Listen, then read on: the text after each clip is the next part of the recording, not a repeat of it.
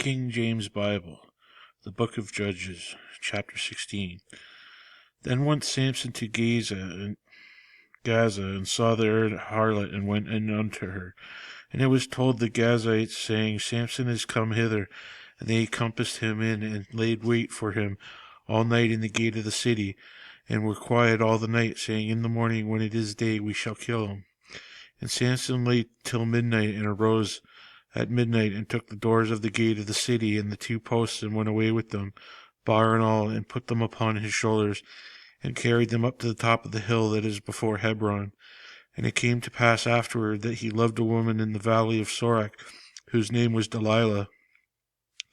And the lords of the Philistines came up unto her, and said unto her, Entice him, and see wherein his great strength lieth, and by what means we may prevail against him, that we may bind him to afflict him, and that we may give thee one of us 1,100 pieces of silver. We will give thee every one of us 1,100 pieces of silver. And Delilah said unto Samson, Tell me, I pray thee, wherein thy great strength lieth, and wherewith thou mightest be bound to afflict thee. And Samson said unto her, If they bind me with 7 green withs that were never dried, then shall I be weak, and be as another man. Then the lords of the Philistines brought up to her 7 green withs, which had not been dried, and she bound him with them. Now there were men lying in wait, abiding with her in the chamber. And she said unto him, The Philistines be upon thee, Samson. And he brake the withs as a thread of tow is broken, and it toucheth the fire, so his strength was not known. And Delilah said unto Samson, Behold, thou hast mocked me, and told me lies. Now tell me, I pray thee, wherewith thou mightest be bound.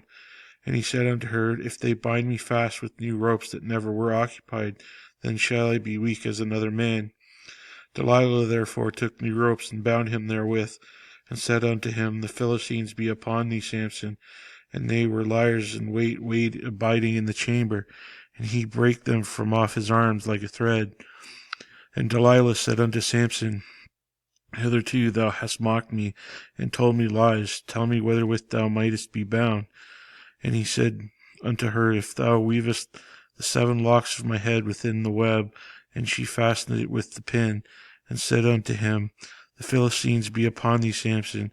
And he awakened up out of his sleep, and went away with the pin of the beam, and with the web. And she said unto him, How canst thou say, I love thee, when thine heart is not with me? Thou hast mocked me these 3 times, and hast not told me wherein thy great strength lieth. And it came to pass, when she pressed him daily with her words, and urged him so that his soul was vexed unto death, that he told her all his heart, and said unto her, There hath not come up a razor upon mine head, for I have been a Nazarite unto God from my mother's womb. If I be shaven, then my strength will go from me, and I shall become weak, and be like any other man. And when Delilah saw that he had told her all his heart, she sent and called for the lords of the Philistines, saying, Come up this once, for he hath shewed me with all his heart. Then the lords of the Philistines came up to her, and brought money in their hand. And she made him sleep upon her knees. And she called for a man, and she caused him to shave off the 7 locks of his head. And she began to afflict him, and his strength went from him. And she said, The Philistines be upon thee, Samson. And he awoke out of his sleep, and said, I will go out as at the other times before, and shake myself. And he wist not that the Lord was departed from him. But the Philistines took him, and put out his eyes, and brought him down to Gaza, and bound him with fetters of brass, and he did grind in the prison house. Howbeit the hair of the head began to grow again after he was shaven.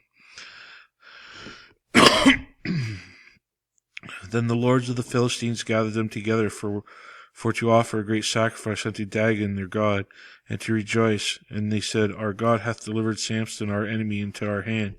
And when the people saw him, they praised their God, and they said, Our God hath delivered into our hands our enemy, and the destroyer of our country, which slew many of us.